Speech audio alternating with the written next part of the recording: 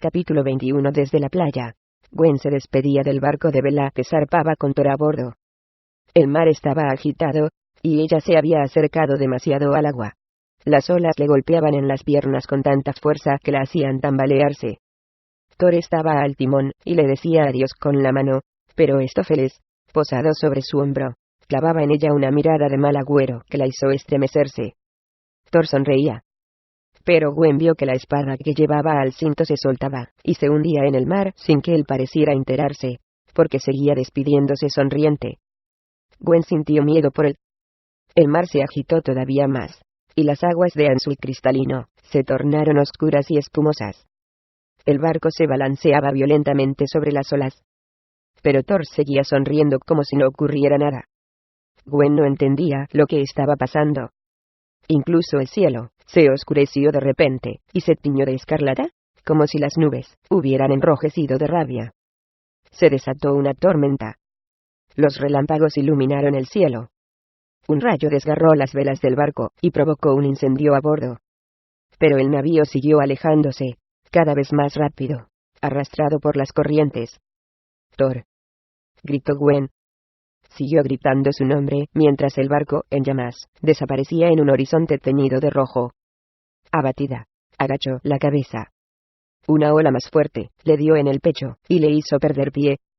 Manoteó en el aire buscando algo a que aferrarse, pero no encontró nada, y se vio arrastrada por poderosas corrientes. Una ola le dio en la cara, dejándola sin respiración. Gwen chilló. Cuando abrió los ojos se encontró en la habitación de su padre. Era de noche, y hacía mucho frío. Un sinfín de antorchas encendidas demasiadas iluminaban el cuarto con luz trémula. Su padre estaba de espaldas a ella, de pie junto a la ventana. Aunque no le podía ver la cara, Gwen supo de inmediato que era su padre. Llevaba la capa real de pieles, y parecía más alto y fornido de lo que había sido en vida. Gwen se acercó a él. «Padre». Se quedó horrorizada cuando el rey volvió hacia ella un rostro descompuesto, en el que asomaba el hueso, con los ojos sobresaliendo en las órbitas. Con expresión de tristeza, el rey le tendió la mano. «¿Por qué no vengas mi muerte?», se lamentó.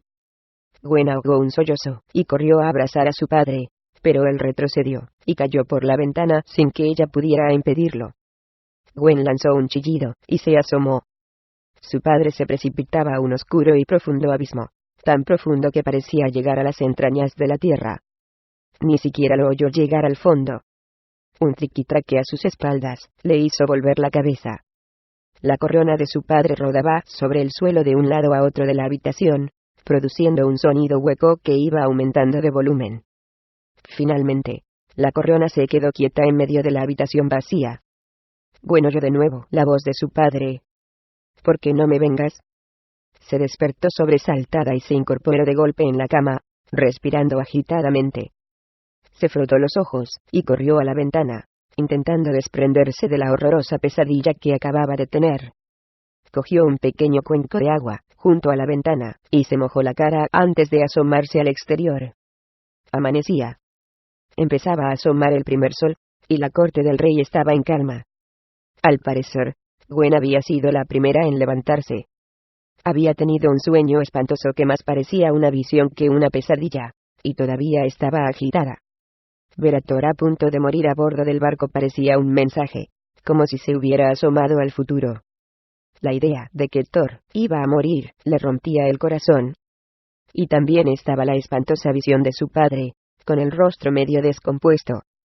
Incapaz de conciliar el sueño tras una visión tan real, se puso a recorrer su cuarto de un extremo a otro. Casi automáticamente, empezó a vestirse, aunque era más temprano de lo habitual. Tenía que hacer algo, cualquier cosa, lo que fuera con tal de encontrar al asesino de su padre. Acababa de amanecer cuando Godfrey empezó a recorrer los pasillos del castillo, todavía solitarios. Era la primera vez que estaba solo y sobrio en muchos años, y se sentía un poco raro. No recordaba cuánto tiempo hacía desde que pasara un día entero, sin beber, o a solas, sin sus amigos borrachines. Comprendió que esta sensación de soledad y de seriedad era la que la gente debía de experimentar a diario. Le pareció terrible. Menudo aburrimiento. Se moría por volver a la taberna con sus amigos, y olvidarse de todo. No estaba hecho para la vida real. Sin embargo, por primera vez en su vida resistió sus impulsos, y se obligó a seguir. El hecho de ver cómo enterraban a su padre, le había afectado mucho. Algo había empezado a crecer en su interior, una sensación de descontento y de incomodidad que no había experimentado nunca. Se sentía a disgusto en su propia piel. Por primera vez, se vio a sí mismo tal como era, examinó su forma de vida hasta el momento, su probable futuro, y la imagen no le resultó en absoluto agradable. Lo mismo le ocurría con sus amigos. Los contempló con nuevos ojos, y no le gustaron. Esa misma mañana, el sabor de la cerveza le disgustó. Por primera vez en mucho tiempo, sentía la cabeza clara y el ánimo sereno. Necesitaba pensar con claridad, porque algo en su interior, un impulso que no acababa de entender, le impelía a ir en busca del asesino de su padre. Tal vez fuera su propio sentimiento de culpa. Había tenido mala relación con su padre, y esta podía ser su última oportunidad para redimirse y ganarse su aprobación, la aprobación que su padre le había negado en vida. Si encontraba al asesino de su padre, podría expiar su culpa. Por otra parte, aquello le parecía injusto. Le enfurecía pensar que su hermano Gareth, un tipo manipulador y mezquino, sin corazón, que no se preocupaba más que de sí mismo, ocupaba el trono. Godfrey había conocido a muchos tipos así, podía olerlos a la legua. Veía el brillo de maldad y de ambición en los ojos de su hermano. No le cabía ninguna duda de que Gareth carecía de escrúpulos, y era capaz de jugar muy sucio. Estaba seguro de que tenía algo que ver con la muerte del rey. Subió unos escalones, dobló por un pasillo, y llegó al tramo final que llevaba a la habitación de su padre. Se le encogió el corazón.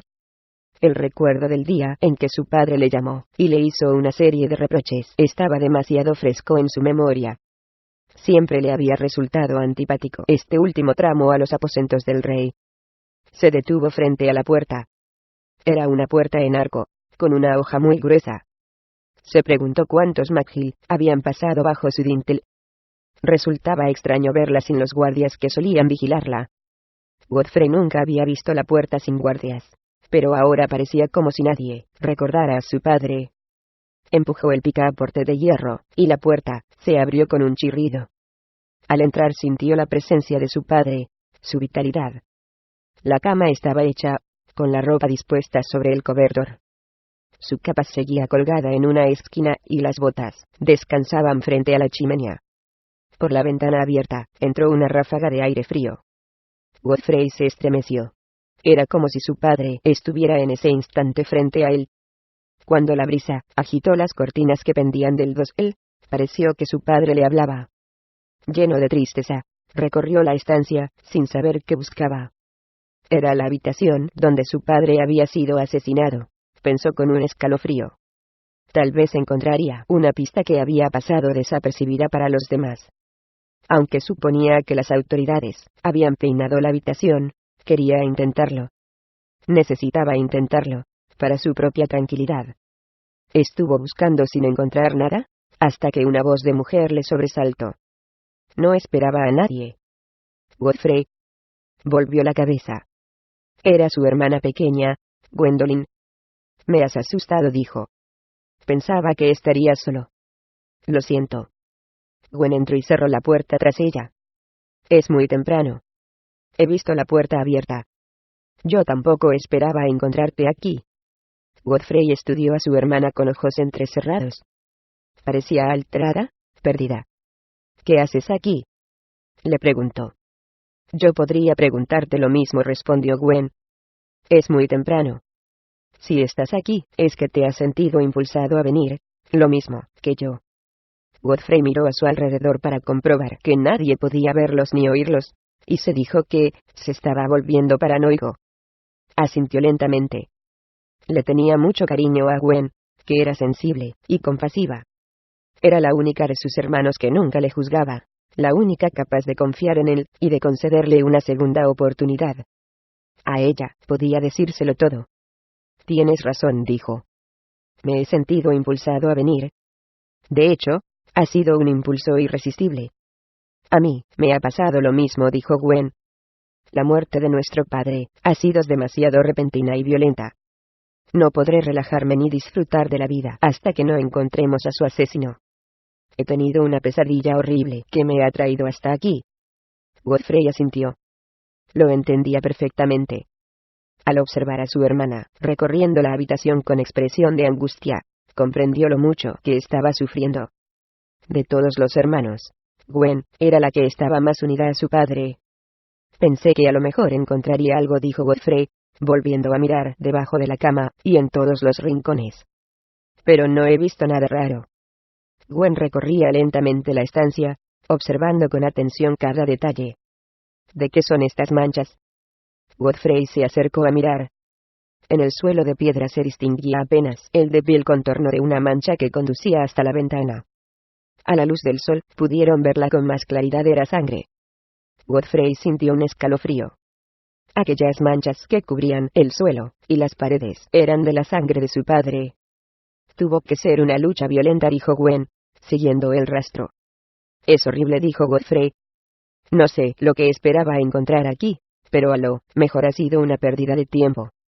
No veo nada especial. Ni yo, dijo Godfrey. Puede que sea mejor mirar en otros sitios. ¿Dónde? Gwen se encogió de hombros. En otro sitio, pero aquí no. Godfrey se estremeció. Quería marcharse cuanto antes de aquella horrible habitación. Y no le cabía duda de que a su hermana le pasaba lo mismo. Los dos se encaminaron con decisión a la salida, pero entonces Godfrey vio algo que le hizo detenerse de golpe. Espera. Mira esto. Se acercó a la chimenea y señaló una mancha de sangre en la pared. No es como las demás. Está en otra parte de la habitación, y es más clara. Los hermanos contemplaron la mancha, y se miraron con aire interrogativo. Podría ser del arma del asesino, dijo Godfrey. Tal vez intentaba esconderla en la pared. Tocó la pared, buscando una piedra suelta, pero no la encontró. Gwen señaló la chimenea. Aquí, dijo. Godfrey no conseguía ver nada. Junto a la columna de humos. ¿Ves el agujero en la pared? Es un vertedero de los desechos. ¿Y qué? Hay más manchas de sangre alrededor. Mira el cañón por donde sale el humo. Se arrodillaron y metieron la cabeza en el hogar para mirar. Gwen tenía razón. El rastro de las manchas conducía al vertedero. El puñal cayó por aquí. El asesino lo tiró al recipiente de los desechos. Los dos hermanos se miraron. Ya sabían lo que tenían que hacer. Vamos a la cámara de los desechos, dijo Godfrey. Godfrey y Gwendolyn bajaron por la empinada escalera de caracol que conducía a las entrañas del castillo. Godfrey, que nunca había llegado tan abajo, empezó a sentirse mareado. Por fin llegaron a una enorme puerta de hierro. Supongo que hemos llegado a la zona de la servidumbre, y me imagino que aquí se encuentra la sala de los desechos, dijo. Vamos a ver, dijo Gwendolyn. Godfrey llamó a la puerta.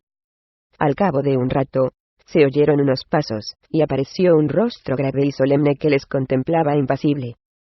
Era un viejo criado que llevaba toda su vida sirviendo en el castillo. ¿Qué deseáis? Godfrey miró a Gwen, y ésta le animó a seguir con la mirada. ¿Está aquí la sala de los desechos? Preguntó. Así es, dijo el criado. Y también la antecocina. ¿Qué habéis venido a hacer aquí?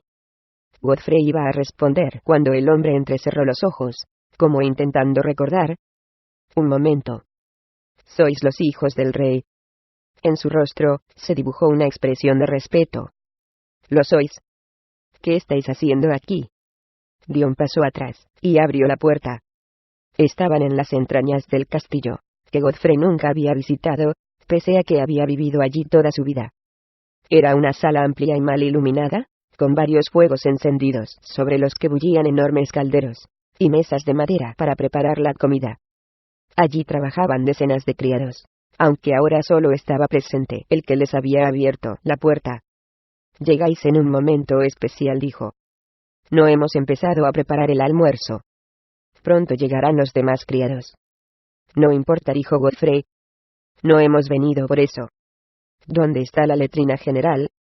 Preguntó Gwen. El criado la miró atónito. ¿La letrina del castillo? Repitió. ¿Para qué queréis saberlo? Por favor, Enseñárnosla, pidió Godfrey. El hombre se quedó mirándolos con una expresión muy seria en su rostro alargado, de mejillas hundidas. Finalmente dio media vuelta y los condujo al otro lado de la sala, hasta un gran pozo de piedra que albergaba un caldero de hierro tan grande que se necesitaban por lo menos 2 personas para transportarlo, y que parecía rebosar de todos los desechos de los habitantes del castillo. Los desechos caían al recipiente por un canal de desagüe que debía de llegar de hasta lo alto. El olor era tan intenso que Godfrey retrocedió. Haciendo un esfuerzo, se acercó al recipiente con Gwen para examinar las paredes del pozo. Pero por más que se esforzaron, no vieron manchas ni nada extraño. El caldero estaba vacío. No encontraréis nada, dijo el criado. Lo vaciamos cada hora. Godfrey suspiró. Probablemente estaban perdiendo el tiempo. Él y Gwen intercambiaron una mirada de frustración.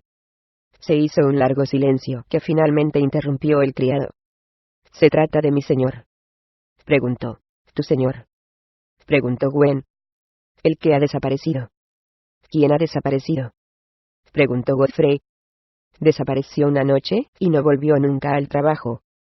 Hay rumores de que lo asesinaron. Godfrey y Gwen se miraron. Cuéntanos un poco más, pidió Gwen. Pero antes de que el criado pudiera responder, se abrió una puerta al otro lado de la sala, y entró un hombre de aspecto sorprendente.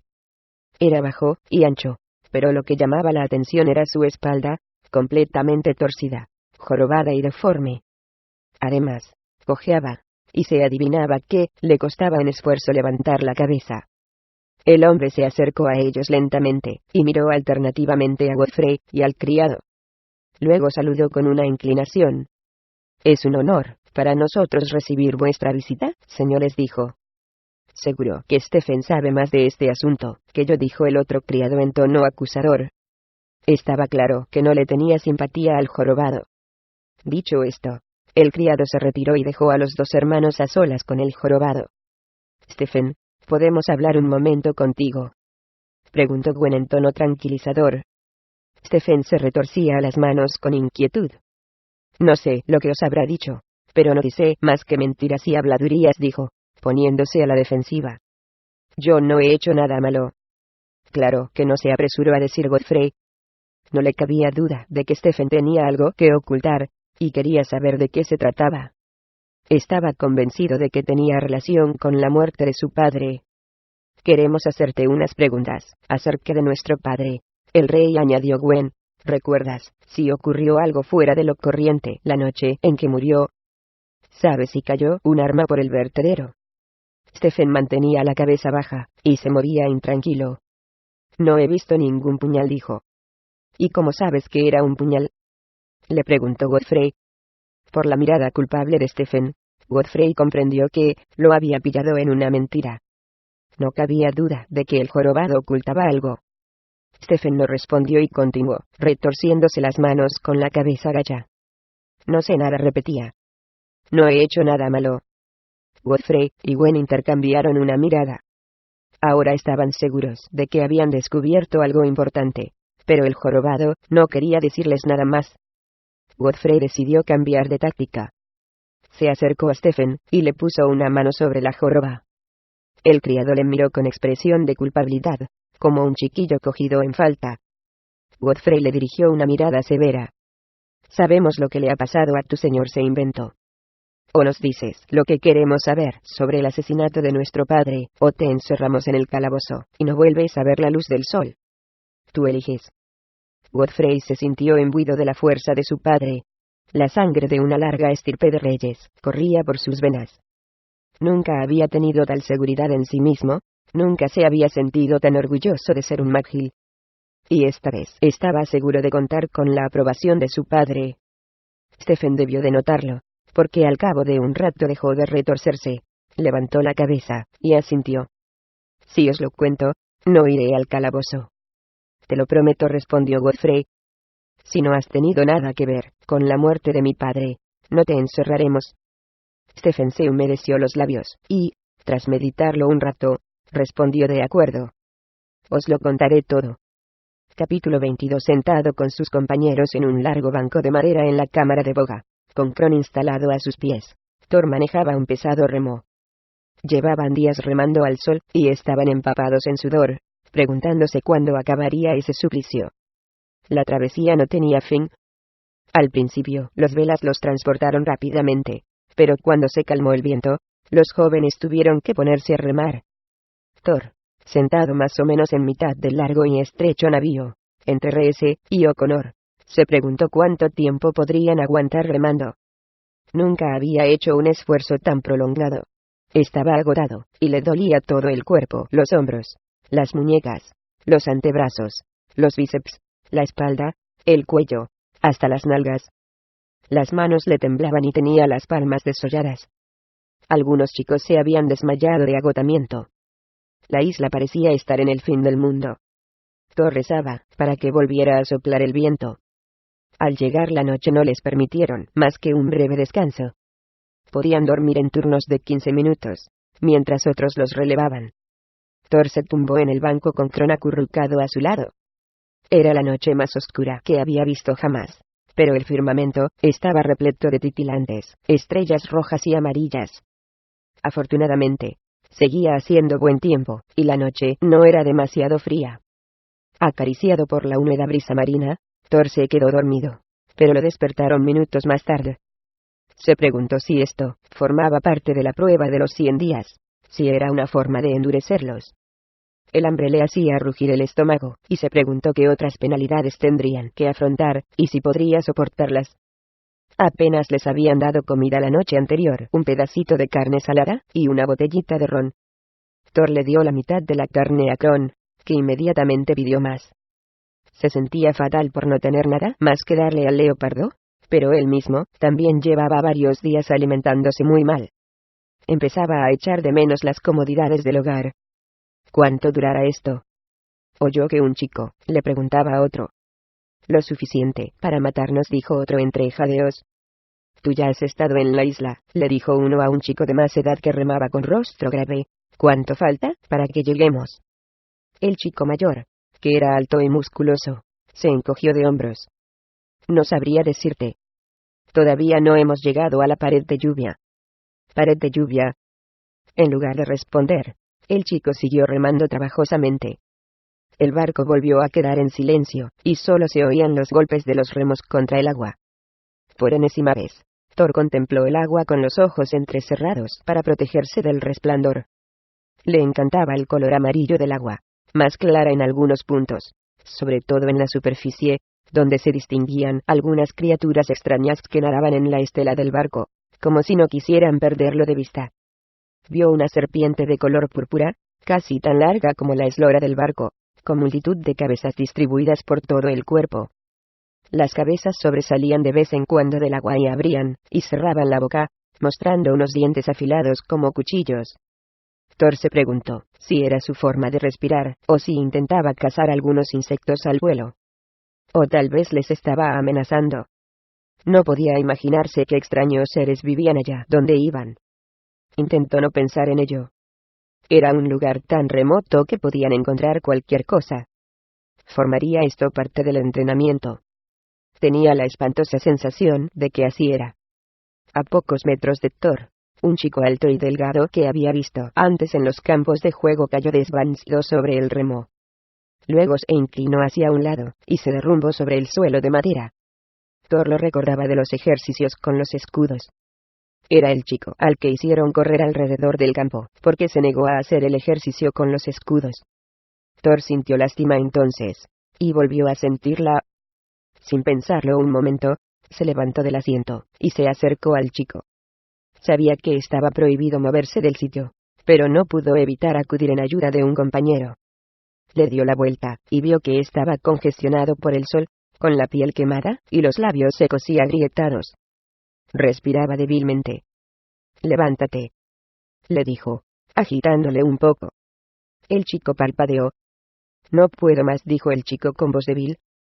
«Levántate», insistió Thor en un susurro. «Tienes que ponerte de pie antes de que te descubran tumbado en el suelo». «Thorgrim», gritó Kolk. De una patada en los riñones, lo envió unos metros más allá. Thor cayó de bruces sobre el suelo de madera. «¿Qué demonios estás haciendo?». Thor estaba furioso, pero logró contenerse, y se limitó a mirar a su superior. Se ha desmayado y quería ayudarle. Protestó. No abandones nunca tu asiento. Bajo ningún concepto.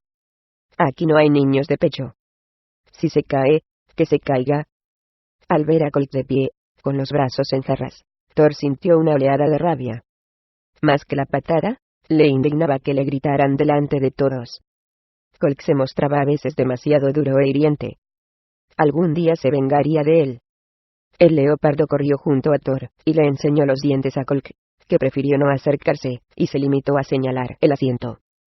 Vuelve a tu sitio. O yo mismo te echaré de este barco. Gritó. Thor había empezado a ponerse de pie cuando vio algo detrás de su jefe que le puso los pelos de punta. Cuidado. Gritó, señalando detrás de Colt. El oficial volvió la cara, pero ya era demasiado tarde. De no ser porque Thor se lanzó sobre él y lo tiró al suelo, no lo habría contado. Una fracción de segundo más tarde, una bala de cañón pasó volando justo por donde acababa de estar Colt, casi le rozó la cabeza, chamuscó la barandilla y cayó con un gran chapoteo en el agua. Afortunadamente, aparte de astillar un poco, la barandilla no causó más daños. Gracias a que Thor había dado el aviso, los chicos de la legión agacharon la cabeza a tiempo. Al oír que la bala de cañón caía al mar, levantaron la cabeza como un solo hombre. En el horizonte, un enorme navío negro se acercaba a gran velocidad. Llevaba una bandera amarilla con un escudo negro en el centro del que sobresalían unos cuernos. Navío del Imperio. Gritó Colt. Navegaba directo hacia ellos, con un centenar de soldados a bordo, y les apuntaba con un gran cañón. Las fuerzas estaban desequilibradas. Ellos tenían un barco más grande, equipado con un cañón, y con más soldados. Peor aún, se trataba de los salvajes del Imperio, seres altos y musculosos, de piel rojiza, ojos amarillos, y un par de cuernos en sus calvas cabezas. Bajo el pequeño triángulo que ostentaban a modo de nariz tenían mandíbulas anchas, dientes afilados como navajas, y dos largos colmillos que sobresalían. Su aspecto era amedrentador. De pie sobre la cubierta, blandían sus espadas, y parecían regocijarse ante la posibilidad de abordarles. «Tripulación», gritó Colt, poniéndose de pie. Los chicos se pusieron en marcha. Thor no entendía lo que ocurría ni lo que tenían que hacer, pero los demás edad llevaron la iniciativa. «Arqueros al frente», gritó Colt, «tensad las cuerdas. Los demás, prended fuego a las puntas de las flechas». Los mayores, más disciplinados, cogieron arcos y flechas, y corrieron hacia popa. Mientras tanto, los más jóvenes mojaban trapos en aceite, y envolvían con ellos las saetas antes de prenderles fuego. Thor también buscó una oportunidad para ayudar. En cuanto vio a un arquero que no tenía ayudante, corrió a prepararle la flecha encendida. Decenas de arqueros dispararon a un tiempo sus saetas de fuego. Muchas cayeron al agua con un silbido, pero otras alcanzaron la cubierta del navío enemigo. Sin embargo, ninguna llegó al velamen, su verdadero objetivo. Los salvajes sabían perfectamente qué hacer, saltaron sobre las flechas encendidas para apagarlas. La primera andanada no había tenido ningún efecto. El barco del Imperio, en cambio, pudo volver a disparar el cañón. «Al suelo», rugió Colt. Thor fue uno de los primeros en tirarse al suelo, y obligó a Kron a echarse también. Se oyó un cañonazo y la bala pasó silbando sobre sus cabezas. Esta vez se llevó un buen trozo de la barandilla. Las astillas de madera volaron por todas partes. «Disparad de nuevo», gritó Colt. Los arqueros volvieron a sus puestos. Thor preparó rápidamente otra flecha encendida para el arquero. Esta vez el barco estaba más cerca, y tuvieron más suerte. El navío del Imperio seguía acercándose a toda velocidad. Probablemente imaginaban que estaban tan cerca, apenas 20 metros de distancia, que las flechas no podrían afectarles. Este fue su gran error, porque decenas de flechas encendidas alcanzaron el velamen, que pronto empezó a arder. «Al suelo», gritó Colt. Los salvajes les lanzaban enormes lanzas. Thor oía los silbidos de las lanzas a su alrededor, y el impacto de las que se clavaban en la cubierta. Volvió la cabeza al oír un grito, y vio que uno de sus compañeros, un chico al que no conocía, se agarraba el brazo alcanzado por una lanza. Afortunadamente, los demás no parecían seriamente heridos, y ninguno había fallecido. Casi todos se habían puesto a cubierto. El barco del Imperio estaba ya tan cerca que Thor podía distinguir los ojos amarillos de los salvajes. Su navío estaba ardiendo, pero ellos no parecían preocuparse, y seguían remando con ímpetu para abordarles. Kron gruñía, y les enseñaba los dientes. «Recuperad las lanzas y disparadlas contra ellos», gritó Kolk. Los chicos se pusieron inmediatamente en marcha, y corrieron a arrancar las lanzas clavadas en la madera. Thor tuvo que emplear todas sus fuerzas para arrancar una que se había clavado muy profundamente. Vio que las lanzas de Rhese y Elden caían al agua. Muchas se quedaban cortas, de modo que fueron pocas las lanzas que alcanzaban el barco enemigo. Thor apuntó contra un cabo que sostenía el mástil principal del navío enemigo. Cerró los ojos, y se concentró. Le inundó una oleada de energía y de calor, y se dejó arrastrar por esa fuerza. Avanzó unos pasos, echó el tronco hacia atrás, y arrojó la lanza con todas sus fuerzas. En cuanto la lanza salió disparada, Thor supo que daría en el blanco. Era un tiro perfecto. La lanza partió limpiamente en dos. El grueso octavo, y la vela principal, que estaba en llamas, se vino abajo,